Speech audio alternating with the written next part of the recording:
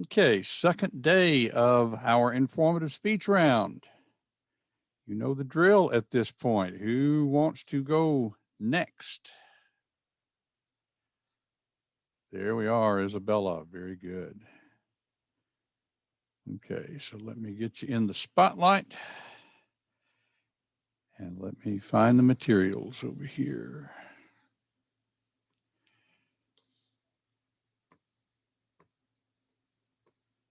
Okay. Oh, and I got to find the groups too. Hold on just 1 second. Haven't opened that one yet.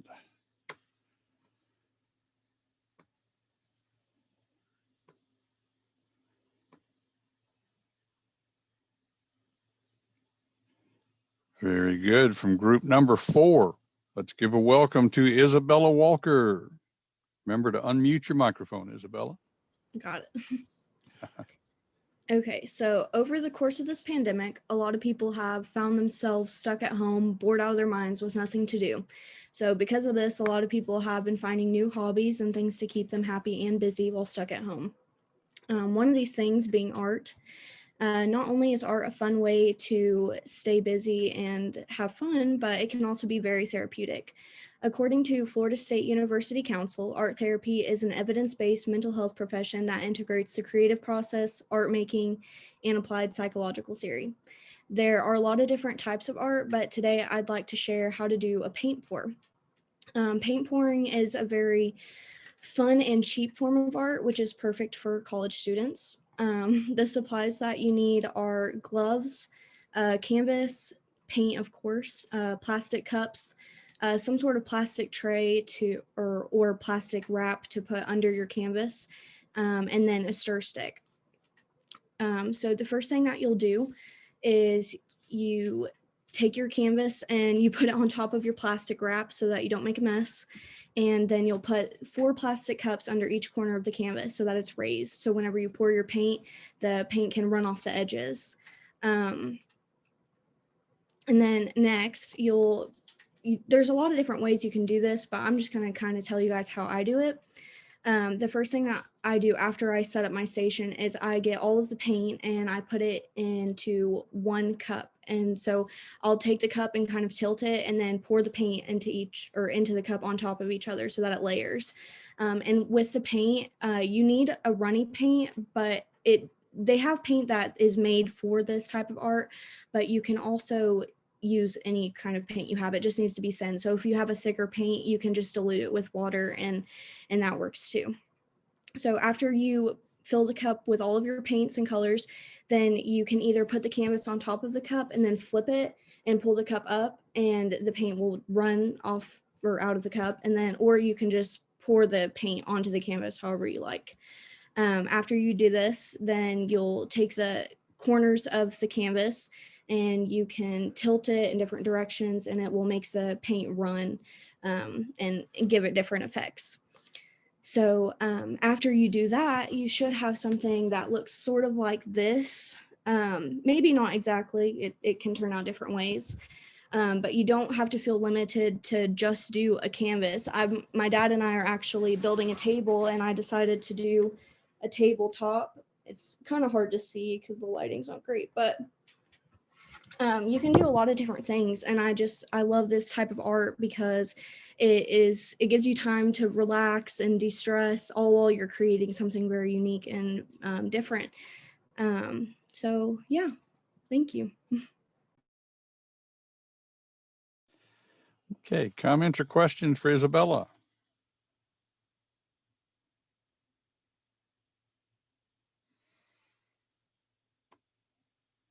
Okay. Make a couple more notes here. I should go ahead and remove the spotlight. Okay. My wife has looked at a lot of videos about those. She hasn't done any, but I find her watching them on YouTube quite a bit. There's several people that are doing instructional stuff on YouTube with that, right? Yeah, I actually learned how to do it from YouTube. There's a lot of different ways you can do it too. So it's always really fun because each time you do it, you come out with something different. So that's why I like it. Makes sense. Makes sense. I could ask a trick question of the whole class about what's the most used search engine, and you would probably come up with Google. But among college age people, Google and YouTube come out just about even. You don't think of YouTube as being a search engine, but people use it as a search engine. Okay. All right, I think we're ready to close this out here. Finish it up here. That is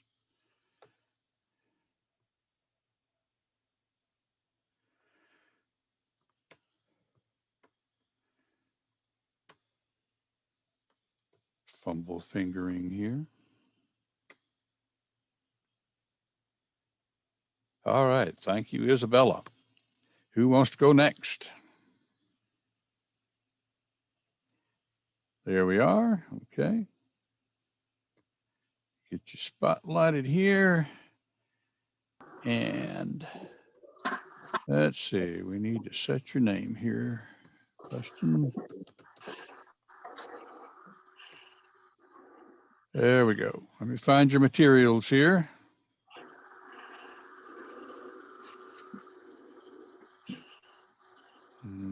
Okay, from group number 3, let's welcome Preston Johnson. Afternoon. As some of you may know, I am a culinary major. And during this time of we had a lot of spare time, me and my cousin had a conversation one day about what is our favorite drink. And so we were talking and and so he said Kool-Aid. I said, yeah, Kool-Aid is good, but is it a favorite? And as I went back and thought about it, I said Kool-Aid probably is one of my favorite top 10 drinks. So I went in my kitchen, I looked at it, and I said, I wonder what's the history behind this. So I went and I looked and I said, you know what, let's go take a little exploration on the internet. So this is what I found. According to the Kool-Aid website, Kool-Aid, as I already may know, is a household name. There's many uses and there's many things you can do with it. But did you know that it was introduced in 1927 by Edward Perkins? He was from Hastings, Nebraska.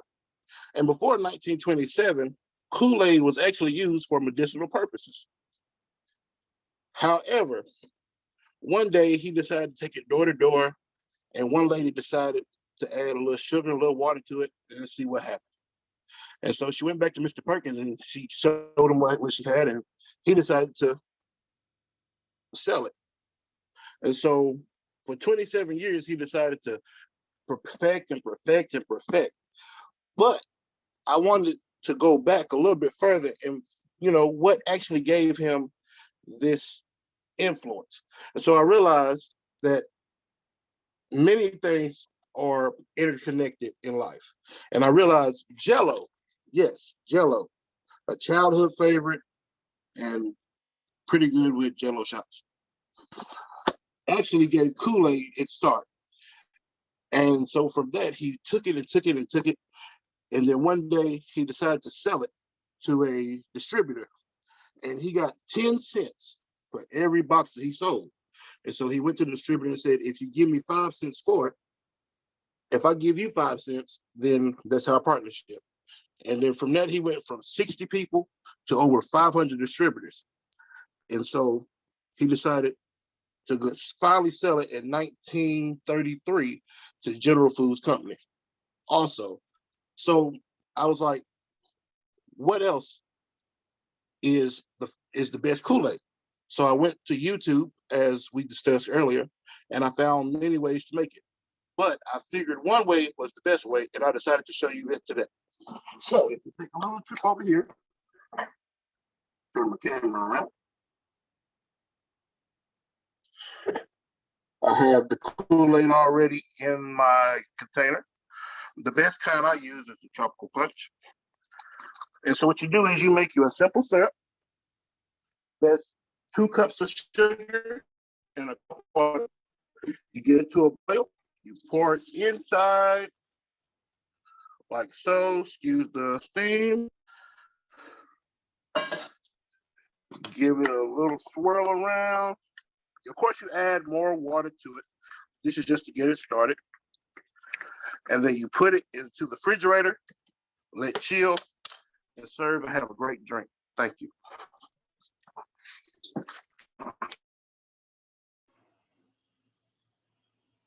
All right, comments or questions for Preston? I did not realize that it was sold door to door to begin with. Yes, sir.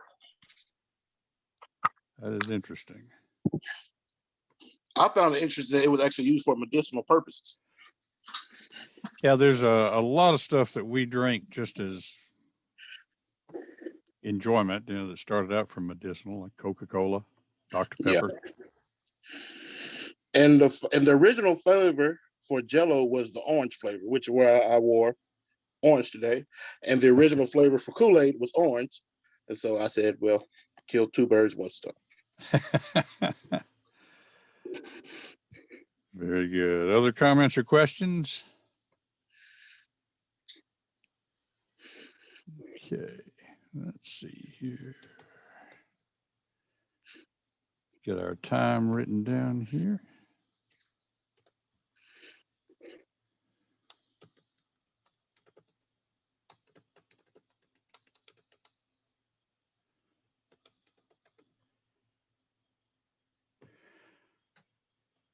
All righty. Thank you, Preston.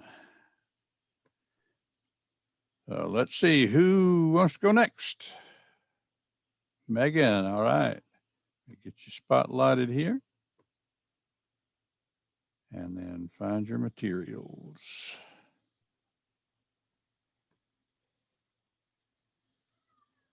From group number 1, let's welcome Megan Lee. So it is possible that people with anxiety can manage their symptoms and function successfully within society. General anxiety disorder is described by the ADAA, the Anxiety and Depression Association of America, by persistent and excessive worry about a number of different things. It's said to affect nearly 3.1% or 6.8 million people in the US alone. Anxiety has a recorded history of study dating all the way back to Hippocrates in 400 BC. The terminology has definitely evolved with understanding, and now has very different and separate definitions depending on the level of anxiety you're feeling, and the symptoms. I mean, social anxiety, test anxiety, general anxiety, so on. In college students, studies have shown since COVID started, feelings of anxiety in students reaching out for therapy or counseling has increased by more than 33%. I am fairly certain that's due to a lot of the stigma or the cultural permissions surrounding actually getting help is fading away pretty quickly. Like my parents, for example, they were raised to internalize and try to deal with it on their own. But personally, these younger generations they don't seem to have that same mindset. So I think it's fantastic. It's important to reach out when you need some help. When I was meeting with Professor King, trying to get my thoughts put together for the speech, he actually made an analogy that I want to share with you. If you were to compare anxiety to diabetes, you can't just tell a diabetic to make more insulin and the body just is like, oh, well, I guess I'm going to make more insulin now. The same thing with anxiety. You can't just tell somebody to calm down and it actually work. Not ever does that actually work. So anxiety, just like diabetes, is something that with proper management can be controlled. It's not just all in your head. And I'm sure that a lot of you either feel anxiety yourself or know someone who struggles with this. Sorry, I lost my place in my notes. Being able to recognize that this is a disorder, it may help you or that loved one realize it for themselves and try for management.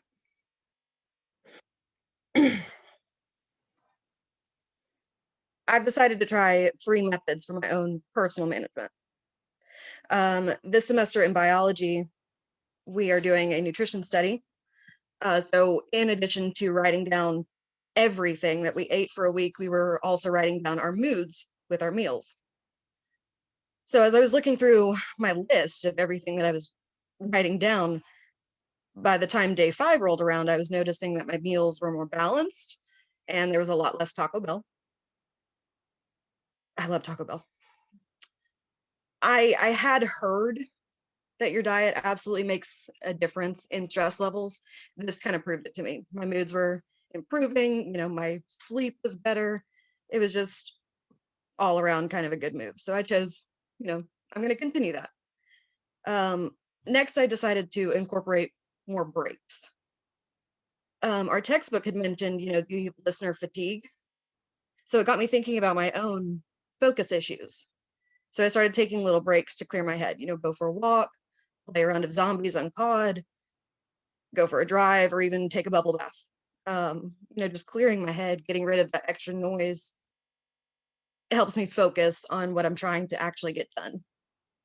So now that I've got those 2 underway, I'm going to decide to reactivate my Planet Fitness membership. They say that exercise is proven to reduce stress and increase quality of sleep and focus. So why not? I'll give it a shot again. So in conclusion, we are not alone. There are coping mechanisms that are readily available in the form of just small lifestyle changes. We all have felt or know someone who feels anxiety, and we're all probably going to feel it again. It's important to recognize the triggers and just try to manage your own. Thank you. Okay. Comments or questions for Megan?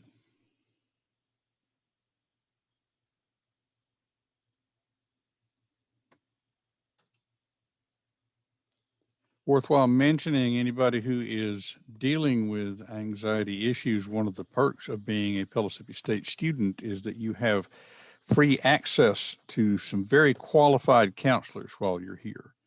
So be sure and take advantage of the counseling center if that is something that you are dealing with.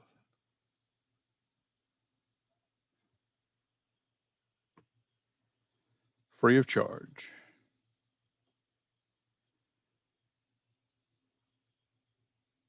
All righty. Thank you, Megan. Who wants to go next? Volunteers going once. Volunteers going twice. There we are. Okay. Let's see, Gage. Let me get you spotlighted.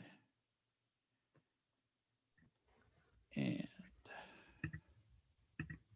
over here from group number 2, let's give a welcome to Gage Pagodin. Hey, so one of the craziest things about our society is that code and programming is absolutely everywhere. We look at things from our phones, our computers. This Zoom lecture at itself is a result of coding, somebody who spent the time, or a team of people rather, to build something we will use to continue with our day-to-day lives. And it is just a very interesting thing to look at where everything comes from. So for me personally, I'm a computer science major at Pellissippi, and I'm planning to transfer on to get a bachelor's, hopefully. And I was coming in here, I didn't know what I wanted to do. I was like, do I want to do engineering? That sounds pretty boring. I like computers. Let's do that. So about 2 years ago now, I started to teach myself, learn through school how to program, finding out that it's not very difficult to get started in. Now, when you start to look at what actually is all involved in programming, you see a large variety of applications and places you'd find code and people working on different projects for different applications. One of the biggest things involved in that is computer web development, software development. And we look at things like, let's say, for instance, a web developer. You'd have your front end web developer who would work on building web pages on the user interface aspect, where you would go, say, to our D2L website. You'd have one person or a team of people who would work on getting everything organized in a way that's easy for us to get through so that we can submit our assignments, go to class, work on things. And then you'd also have the like a backend web developer, someone who would work on getting your profile saved. How do you log in? Somebody had to build this website up for you so that you can get everything submitted, saved, and you can go back and right where you left off. Now, one of the interesting things is the growth of different fields in web development, software development, along with that. And if you look at the statistics found from the Bureau of Labor Statistics in the US government, web developers are growing at like an 8% job growth each year. And it's projected over time to grow even more than that. And even going on Google, when you would pull up, say, a web search, you would get millions upon billions of results just from that, showing you how widespread most of this stuff is. Now, when we look at different types of programming, it's not limited to just web developer or even like applications like your favorite app you'd go and use playing a video game or something like that. You'd have hardware level programming, things like a microwave. Shoot, there's a circuit board in there and it'll take input from little buttons you'd press on the front, different things like that. Your car has microprocessors in it, computers essentially inside your car to work on things like navigation, power steering, just different level of the lights, the sensors, everything in there is all based on programming. And when we look at things along the lines of that, more along the software developers and even hardware developers, you'd have just a large input from a team of people. Things like Tesla right now, the autopilot feature in their car is a huge thing that's being developed. And shoot, one day maybe self-driving cars will be a reality. It already is, but maybe it'll be widespread. You have people working on that. And it's just a very interesting thing to look at, is how much us as a society all depend on computers and computer programmers. Now, and a takeaway for this entire thing, though programming isn't going to be a large part of everybody's lives, it's almost like writing in a sense. It is a language. You learn, just like grammar, you learn how to formulate your syntax, your writing, how to get it all organized in a way that works and is readable by both the computer and a person. And it's leaning towards something that probably will be taught in schools. High schools, for instance, offer programming courses now to students that are much younger than us. And it's kind of one of those things that I would advocate that everybody takes a little bit of time just to learn and appreciate it. Like, it's always good to know a little bit about the things we use to our day-to-day life. We all don't have to be authors, but we all could be writers. Thank you. All right. Comments or questions for Gage? I like that phrase. We don't all have to be authors, but we can all be writers.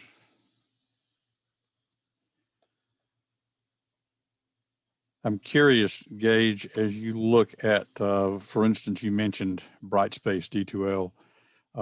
Is there anything that strikes you when you go from, and I'm not even sure you guys can see it from your end, from one section of Brightspace to another?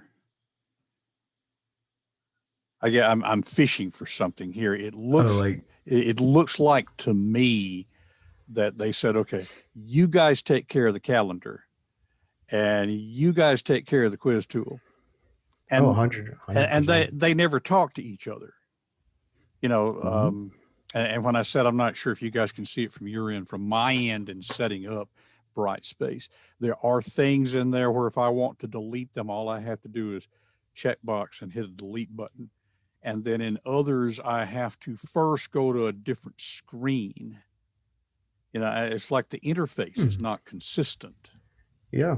Oh, definitely. Well, some of that is one of the things I did personally is I worked on a project. I'm still working on it, coding a video game with a couple of people. We had a whole team of people, and the work that I've done for most of the game here, I have to take somebody else's work that's slightly different in their just general practices, how they put things together, and take that and find a way to make it work with mine, and then learn how to work with what they provided me. Vice versa, if I was to give them something, they would need to be able to see that from me. Okay, yeah. So that consistency thing makes a difference in the final product. Now, I really wasn't fishing for this as I started out talking about this, but it occurs to me that what we're talking about, even within programming, is effective communication within the team. And this is the last year we think that we're using Brightspace. And this is part of the reason. So there are things in here that have been broken for 8 years and we have not been able to get them to address, Yep. So anyway. Okay. So any other comments or questions for Gage? All righty. Thank you, Gage. He kept the volunteers alive. Who wants to go next? Volunteers going once. There's one. Very good. Thank you, Regina. Okay, spotlight. Okay. And I know I've asked you this before, but it didn't stick. Is your last name pronounced Innaking? Yeah, that's it. Okay. Very good. Guessed right the first time. So let's find you over here from group number 4. Let's welcome Regina Innaking. So I'm not sure if anyone is up to date on the new things that are happening with the election and what's going to start changing, but minimum wage is one that they're debating on right now. And minimum wage started with the Great Depression. It was initially 25 cents an hour, but it's since been changed 22 times. And Biden, our new president, wants to change our standing $7.25 to $15, which is basically double. And it sounds really good for us working minimum wage jobs, but it might have other impacts that we may not think about. But all in all, raising the minimum wage has just as many pros as it has cons, and they both counter each other pretty much. But standard of living, economic growth, and the cost of living are the main factors that they're going to have to think about before making this decision. Economy is the number one thing that's going to be affected.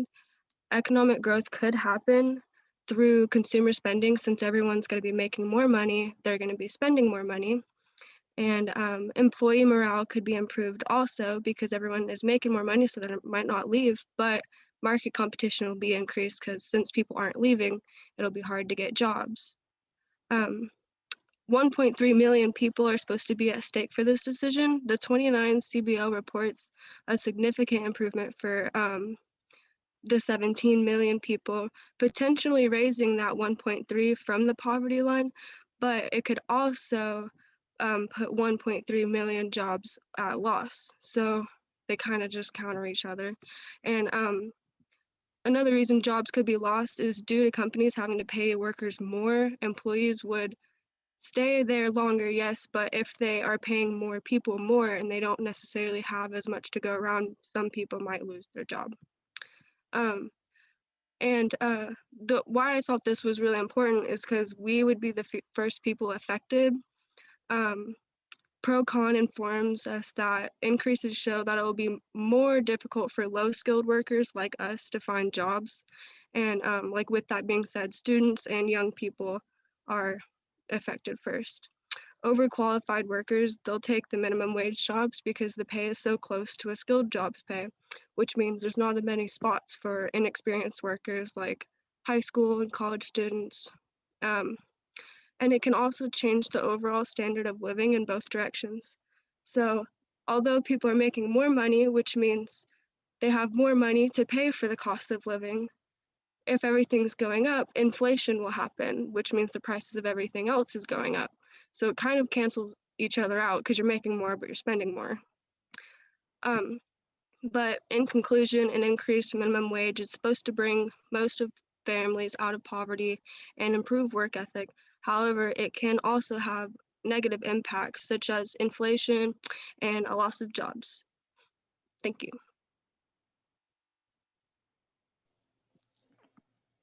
All right, comments or questions for Regina?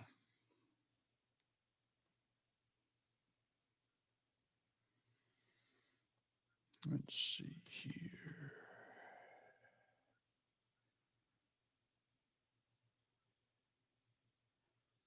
I think I got everything there.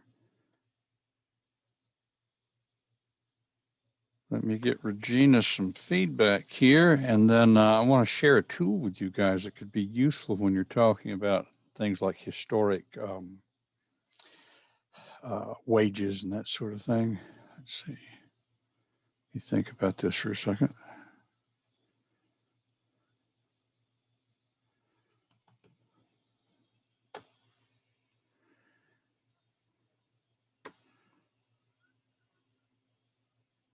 Okay, and Regina, this doesn't affect your grade at all. This is just a good opportune time for me to mention this tool here. US inflation.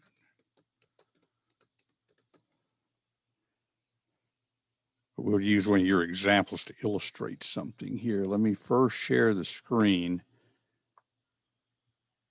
Make sure we're not displaying anybody's personal information. Yeah, there we are. This site is usinflationcalculator.com. Now, Regina, you mentioned that the first minimum wage was 25 cents an hour. And what year was that? Do you remember? I am not sure of the year, but I know it started with the Great Depression. Okay, so let's just say 1933, because I know that's right around when the Depression was. That would be the equivalent of $5.03 an hour. Okay, so taking inflation into account, with the current minimum wage at $7.25 an hour, it actually has more than kept up with inflation.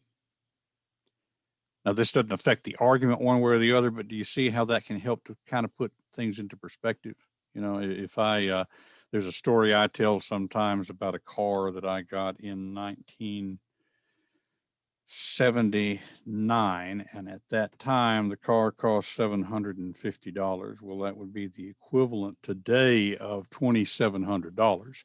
So that when you talk about something historic like that, usinflationcalculator.com can be handy in figuring out what would that be like in today's dollars. So I just want to share that with all of you guys, whether it's for this class or some other class. It may help you to make a point. A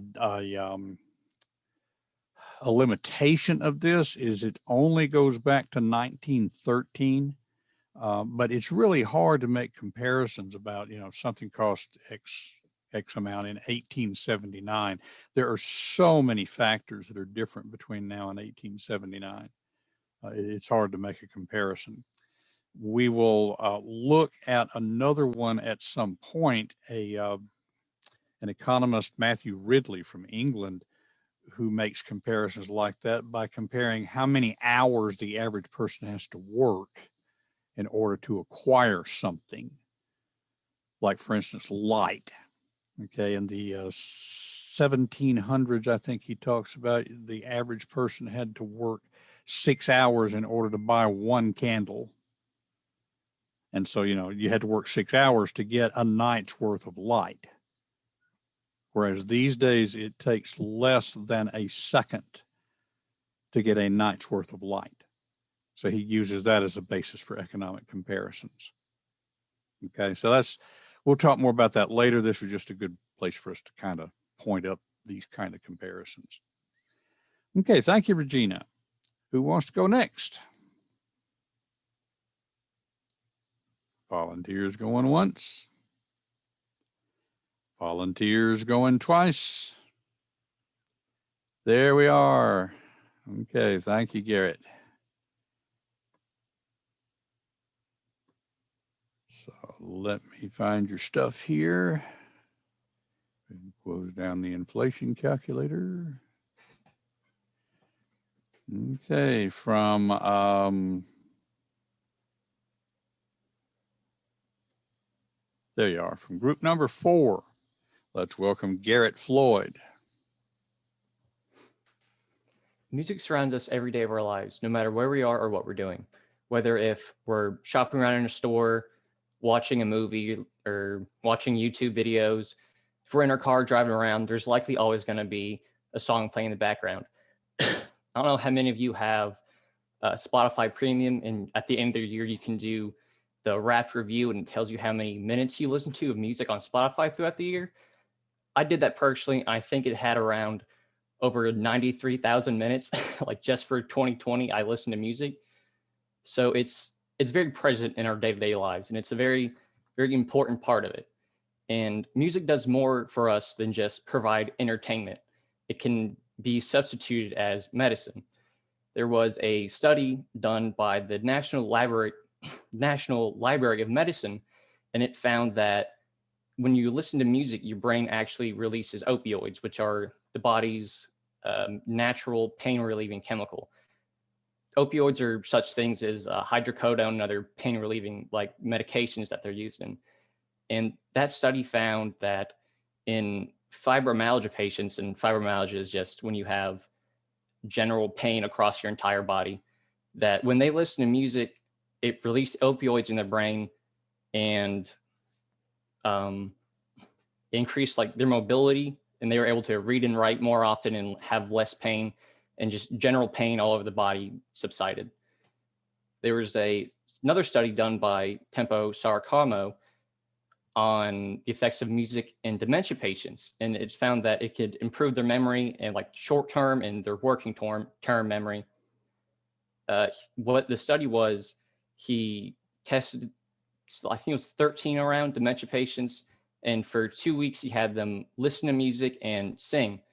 And what he found was, besides just their overall memory tend to work better, it also increased their mood and made them feel better and be more happy, just general state of mind.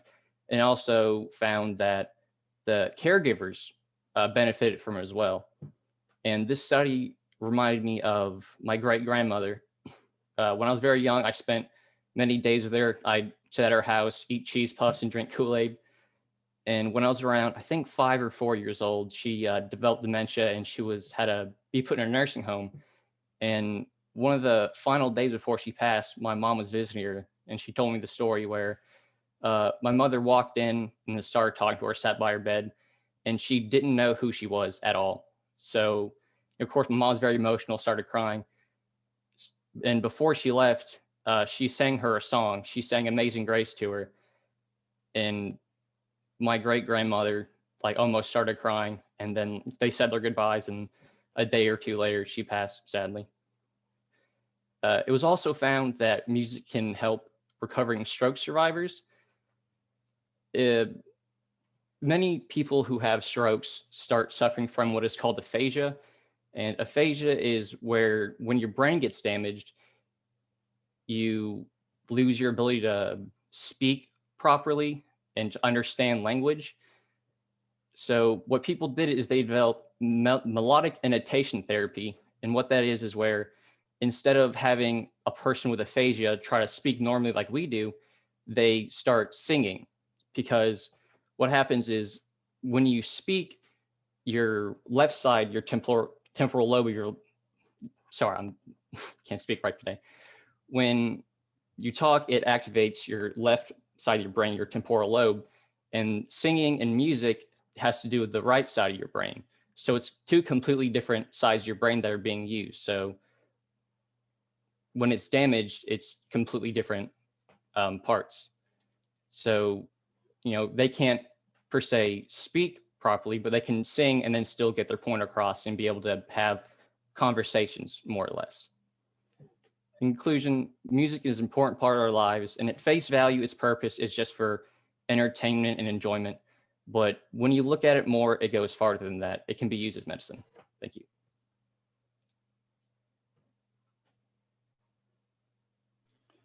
All right, comments or questions for Garrett?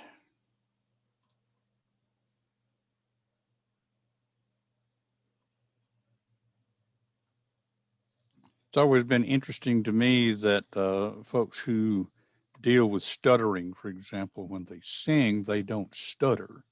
And so part of the therapy very often involves getting people to think of themselves as singing, even when there's no melody involved, drawing on the rhythm of music, for example. Okay.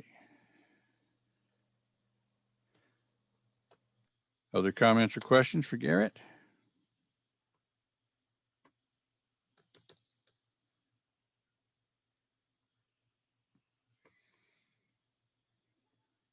Okay.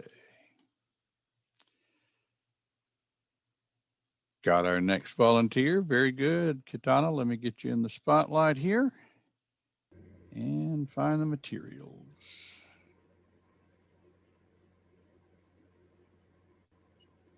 Okay, from group number 1, let's welcome Katana Meadows. Okay, do we know anything at all? The other day I was having a hard time figuring out what I wanted to talk about. I didn't feel really confident in my ability to inform you guys on any particular topic, nor did I really have anything I was interested in. And then it hit me. Do we know anything at all? You see, this semester I've been taking a philosophy class, and about 2 weeks ago we had this unit called Knowledge. This entire unit is pretty much dedicated to figuring out what we do and don't know through a philosophical perspective. Without throwing out just random bits of information and hoping it sticks, I'll explain one of the theories that really caught my eye. There was a philosopher named George Berkeley who really took this question to the next level. He had some truths that he thought were undeniable, proven false. I don't really know what this truth was or what the truth he thought it was, but the result was him questioning everything and everyone he saw. One of the analogies that I saw that really helped me understand this concept was comparing knowledge to a basket of apples. If you have a couple rotten apples in a basket, you might start to worry that the rot will affect all your apples. Berkeley thought that the foundation of his knowledge was built on lies, and he didn't want that. His logic was that he then needed to start anew and check each and every one of these truths to make sure that they were 100% undeniable. In other words, each and every apple needed to be investigated thoroughly. You and I can both look at our hands and say, this is my hand, it is attached to my arm, it is a part of my body that I use daily. But in Berkeley's mind, he couldn't. He would look at his hand and say, this is a hand, but is it my hand? How do I know that a mad scientist didn't just give this to me? Because that was a genuine theory that he believed in. Think the Matrix and he's Neo. By completely disregarding everything Berkeley previously knew, he could build up from there. Like I said before, he could take each and every apple and individually check to make sure it was something that was proven. But when you're living in a world where everything you see you can't trust, it's hard to come up with anything concrete or prove anything that you know. That's when he came up with this quote that some of you might know, that is, to be is to perceive. There's another philosopher who said something similar, which was, I think, therefore I am. Basically, Berkeley knew that he was a being that could think. He didn't know if the hands he had were real or that the legs he used to walk were actually his legs, but he knew that he could think, and that meant he was some sort of being. He didn't know if I could think, he didn't know if you could think, but he knew he was something that thought, and that was his one and only undeniable truth.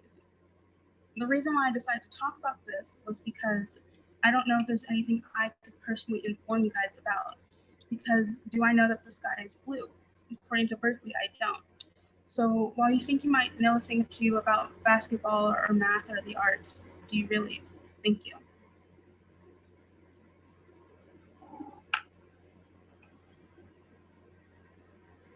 All righty, comments or questions for Katana?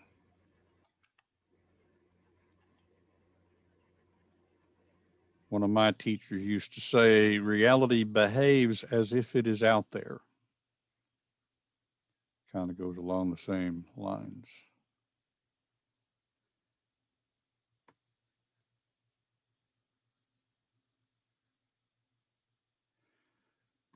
Okay, Katana, you might be interested in reading some stuff from a writer and speaker named Byron Katie.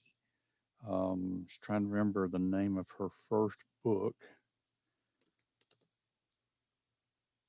She has a 4-question sequence that kind of gets at this same sort of thing in an experiential way. The title of the book is Loving What Is, 4 Questions That Can Change Your Life.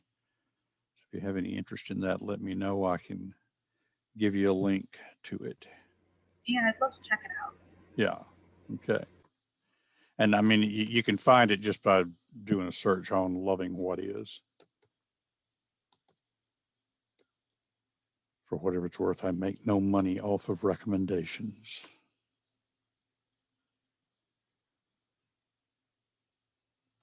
Okay. I think we've got that recorded. Thank you, Katana. Who wants to go next? I should put this on a tape loop. Volunteers going once. Volunteers going twice. Okay, let's take a look at the backup speech order here. So let's see, group 3. I think Sophia has already gone. Have to look back and forth to compare who's next to who has already gone. Looks like next up would be Kimberly Melgarejo. Ready to go, Kimberly? Sure. Also, is it possible that I can screen share?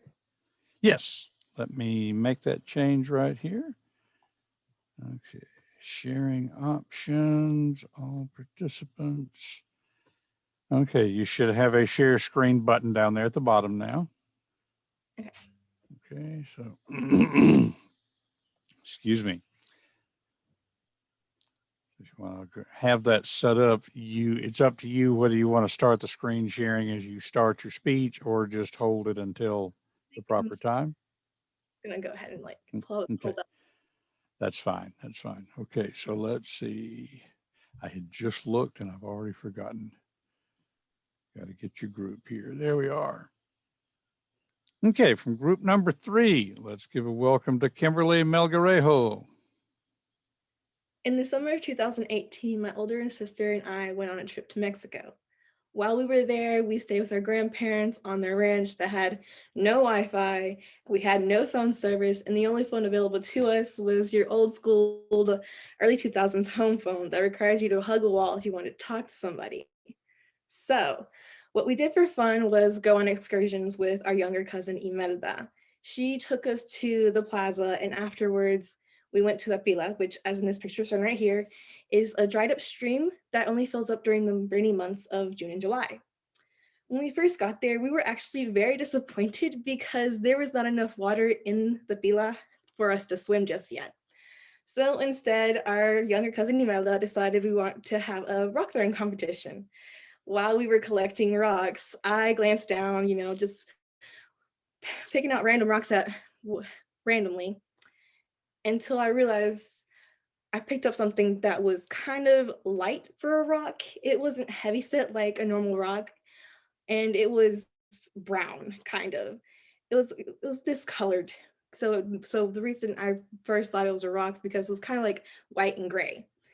But there was like this spot of brown, and I was like, what is this? I sat there inspecting that rock for at least a solid minute until I finally looked up at my cousin, and she was looking at me with the biggest grin on her face, like she was trying to hold back a laughter. And when I finally asked what, she told me that what I was holding was no rock at all. It was a discolored piece of cow poop. I have never been able to live down that moment, but I was able to create a stronger bond with this person I barely knew, create lifelong memories, and it released this inner child in me that I didn't get to do on a regular basis. And those are just the 3 wonderful benefits of traveling, according to a blog post posted in dumblittleman.com called 10 Wonderful Benefits of Traveling. What's amazing about traveling is not just the benefits of being able to have fun, it's a form of escape from your reality. You don't have to deal with the stress from work, and you don't have to deal with the stress from school, which is why women who travel at least twice a year experience less stress and depression, according to the Wisconsin Rural Women's Health Study. Men, on the other hand, who do not travel at least once a year, experience a 30% elevated risk of contracting a heart disease, according to the Transamerica Center for Retirement Studies. To sum this all up, traveling is important for your health. It helps both men and women. It helps anybody really, because you get to escape from your reality. It has health benefits because it helps you emotionally for women, and for men, it helps you physically. According to a article curated by a Yale student in the Yale Tribune, scientifically proven health benefits of traveling abroad. When you're in a new place, you want to explore. You don't want to stay in your home and do nothing. You want to explore and just have these new experiences where you get to release an inner child and relieve your stress from your daily life. Thank you.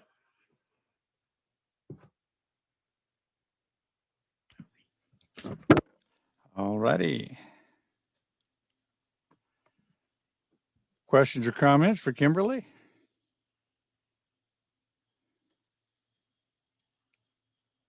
I had to chuckle at the old-fashioned telephone.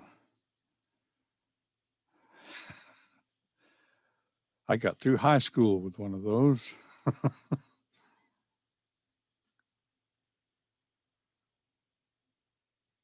Okay.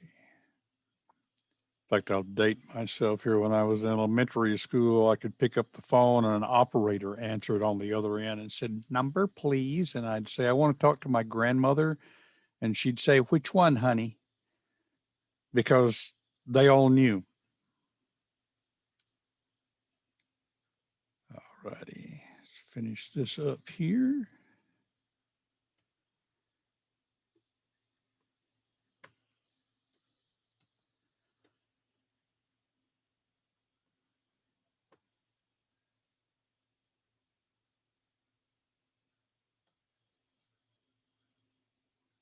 Okay, so that was on our backup speech order. Let's see who's next here.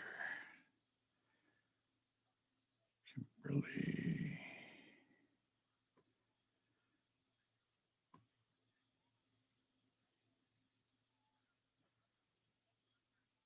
Next up would be Caitlin Lessig.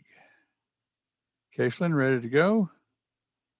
Yeah. Okay. Very good. Let me find your materials here. Okay, from group number 3, let's welcome Caitlin Lessig. The Bermuda Triangle is a well-known place for being paranormal or have strange activity occurring within it. Disappearances occur within the region all the time, and the myth can actually be traced back about a century ago. According to the National Oceanic and Atmospheric Association, the US Navy and Coast Guard deny any sort of strange activity occurring in the area. Despite this, however, theories still pop up all the time, and a lot of people generally try to avoid the area. So today I'm going to explain just a little bit of the history behind the Bermuda Triangle and how the myth became so popular over time. The origins of the Bermuda Triangle can actually be traced back to about the days of Columbus, so about 1600, but it wouldn't be until about 1945 that any concrete or solid theories would start to come about. This is because it's concluded that the start of this would be about the disappearance of Flight 19 in 1945. 5 planes were doing a routine flight mission over Fort Lauderdale when the pilots became very disoriented and lost. And after a couple of hours of not hearing from any of the pilots, other plane was dispatched to their last known location. But unfortunately, all the planes disappeared without a trace, and no remains have ever been found of those planes. Mystery again would be stoked in 1948 and 1949 when another 2 set of planes would disappear over that region. Strangely, both planes never signaled that they were lost. They never set out distress signals, and they never arrived at their scheduled landing locations. Search teams would be deployed to that area, but again, no remains would be found. And it was strange because there was no related weather incidents. They were flying in clear weather, and there was never anything reportedly wrong with those planes that would have set them off their course. The term Bermuda Triangle was actually coined in an article in 1964 in Argosy magazine, according to National Geographic, and this publication would lead into the theory exploding into pop culture with tons of movies and books and TV shows and documentaries being written about the subject.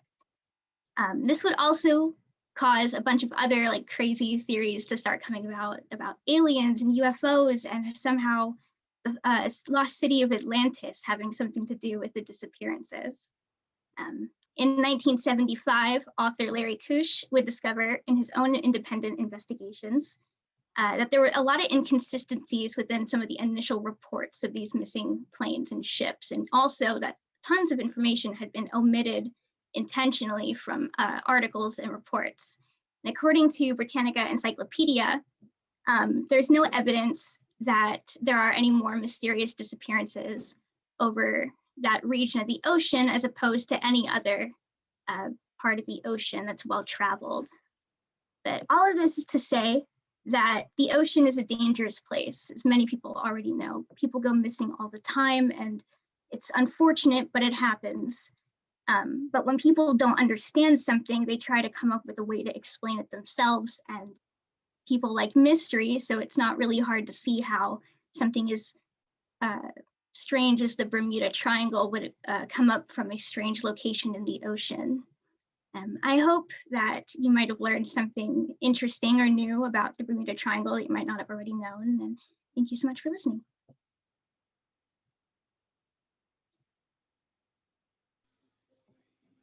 Okay, comments or questions for Caitlin? What got you interested in this, Caitlin? I really love like mysteries and like paranormal things, and I feel like a lot of people subconsciously really like everybody's very curious about strange things, so I thought it would be like an interesting topic. Okay, very good. I relate on the level of you know, when I was growing up, one of the mysteries was about the Titanic, and then they found it. You know, there's been a few mysteries like that that have been solved in my lifetime. I'm waiting for them to have some kind of DNA evidence or whatever about Amelia Earhart. You know, so yeah, there's just I actually think they did recently discover something about Amelia Earhart. It has not been definitively nailed down, you know, but there's good indications of I can't remember the name of the island, but good indications that they have found a piece of her plane, and that some bones that were found several years ago and have since gone missing, of course, so they can't do the DNA analysis. Anyway, yeah, people are just interested in that sort of thing. There was a recent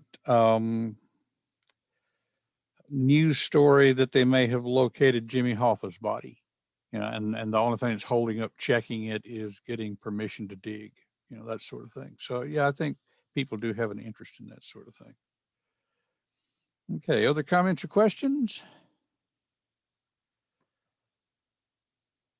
All righty. Thank you, Caitlin. Let's see, we are on the backup speech order, so let's take a look at that.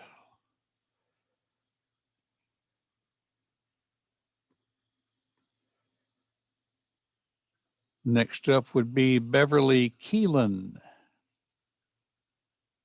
Beverly here today?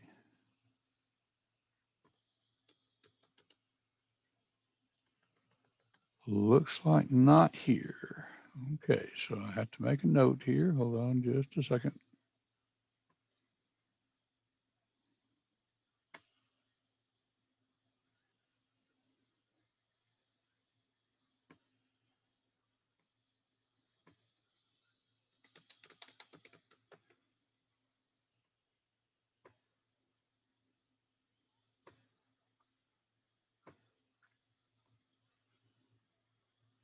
Preston's already gone. That completes group 3. So technically that means we go back and check for volunteers. Do we have a volunteer? And I'm going to change the way I'm saying it. We are close enough to the end of class that I don't really want to push going to group 4. So the way I'm going to put it is there anyone who would like to be sure they get it out of the way today? Volunteers going once. Volunteers going twice. Okay, so we'll halt today. What we'll do on Wednesday, and I think it's already on the calendar. Let's just double check that. Calendar today is the 22nd. You guys realize midterms of spring break's only 3 weeks away? Okay, so yeah, we've got a meeting on the 24th. We will finish up speeches and then do our debriefing on that day. So I'm gonna make adjustments to the calendar to reflect that, but we already have a meeting scheduled. We'll also be starting to look towards our next speech round. And I'll go ahead, since we've got a few minutes here, and kind of give you a heads up. The value speech round is the next round. I don't think it's the hardest speech round, but I do know from experience that it can be the hardest one to wrap your heads around.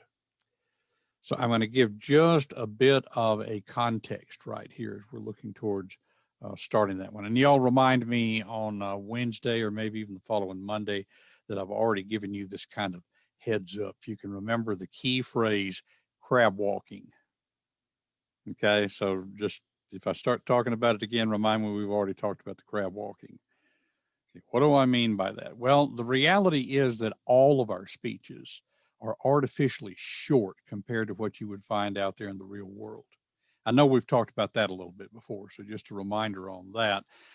In the real world, the shortest speech you're likely to ever give or attend is going to be 15 to 20 minutes because it's not worth it to people to drive half an hour to listen to somebody speak for 5 minutes. Okay, and honestly, longer speeches are easier. You know, it is really hard to sound conversational and make solid points in just a 5-minute time span. So all of our speeches really, instead of being speeches, they're more like speech exercises.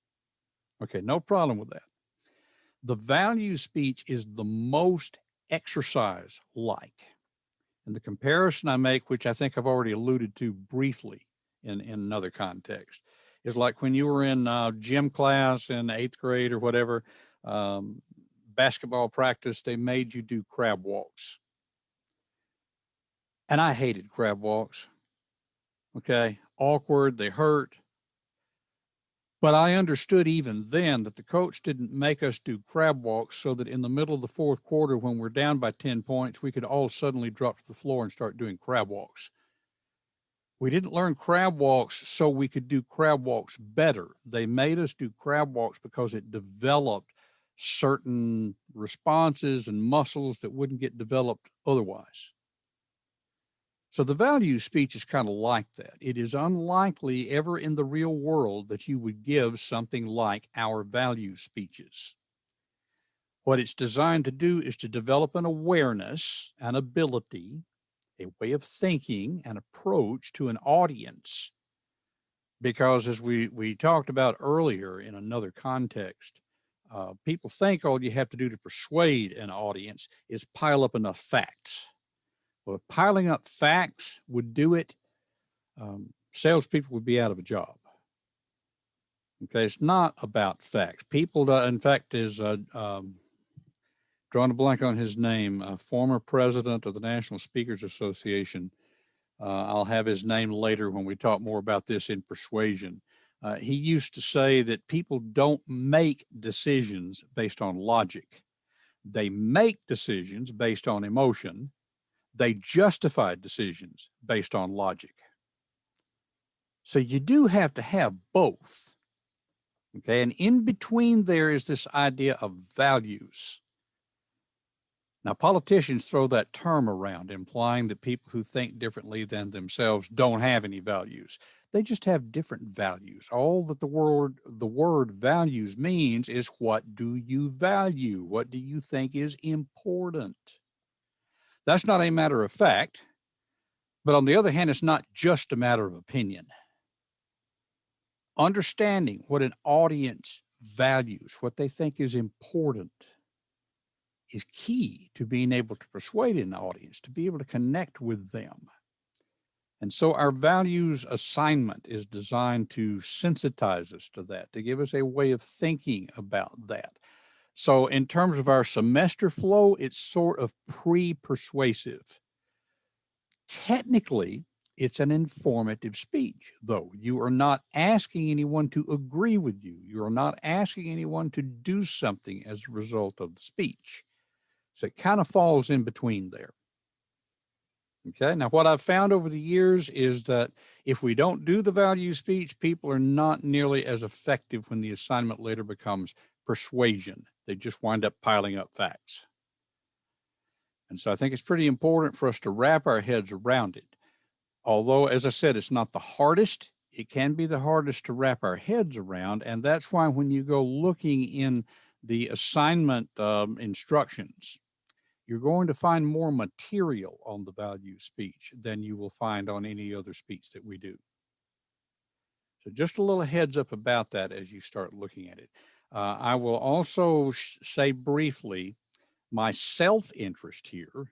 What I'm trying to avoid, I have found over the years, if we just say to people we're going to do a value speech, they think that means we're going to do a speech about a value. And it's probably more accurate to say we're going to use values in making our speeches. Or what's the difference? If you think that what we're going to do is a speech about a value, then I'll get a bunch of speeches like, I'm going to do a speech about friendship. I love my friends. Friends are so wonderful. And you wind up with this broad, shallow BS. And by the way, you know that stands for blowing smoke, right? Okay, that's the opposite of what we're trying to accomplish with effective speaking. If you want to do a speech about friendship, then choose one of the two options that you will read about. One of those options is to talk about a dilemma. Tell us about the time that you were starting a new job and you needed to be your sharpest because the next day was your first day at work. But then your friend called you up at 2 o'clock in the morning and said, I am sick, man. I need help getting to the ER. Can you come help me? What did you do? That's going to tell us more you value friendship than any amount of Hallmark card shallowness about friends are wonderful, friends are lovely, friends make life worth living. Okay? So in a way, it's still about friendship, but you're using friendship to explain how you made the decision.